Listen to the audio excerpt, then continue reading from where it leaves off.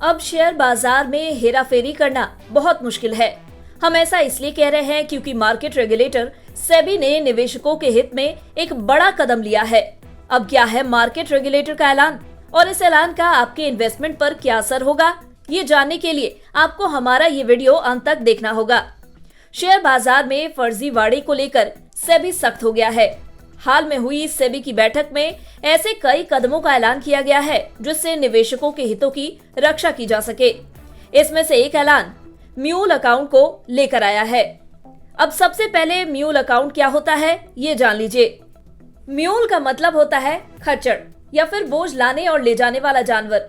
Share बाजार में trade करने के लिए ये म्यूल अकाउंट भी ठीक इसी जानवर की तरह काम करते हैं, यानी ये बाजार से पैसा निकालने या फिर पैसा लगाने के काम में आते हैं।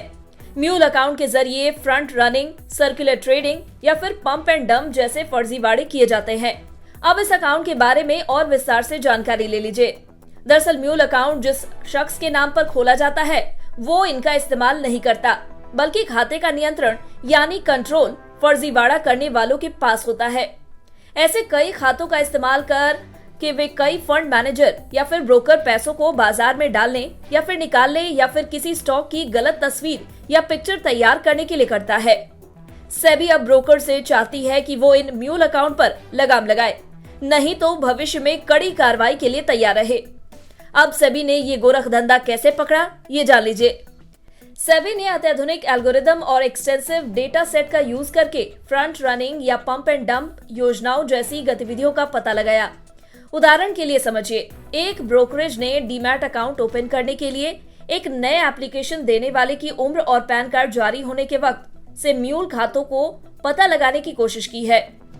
अगर एप्लीकेशन देने वाले की उम्र काफी है, मान लीजिए उसकी उम्र 35 साल से अधिक है, लेकिन उस व्यक्ति ने पैन कार्ड हाल ही में बनवाया है, तो इससे शंकाएं बनती हैं कि क्या कोई इतनी उम्र में जोखिम वाले निवेश में पैसा लगाने के लिए पैन नंबर हासिल करेगा।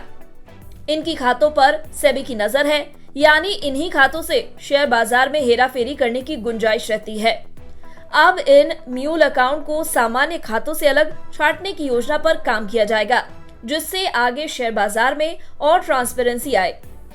हालांकि जांच में सेबी ने यह भी पाया है कि देश के कुछ ही ब्रोकर्स ये काम कर रहे हैं, यानी म्यूल अकाउंट्स को खोल रहे हैं और ऑपरेट कर रहे हैं।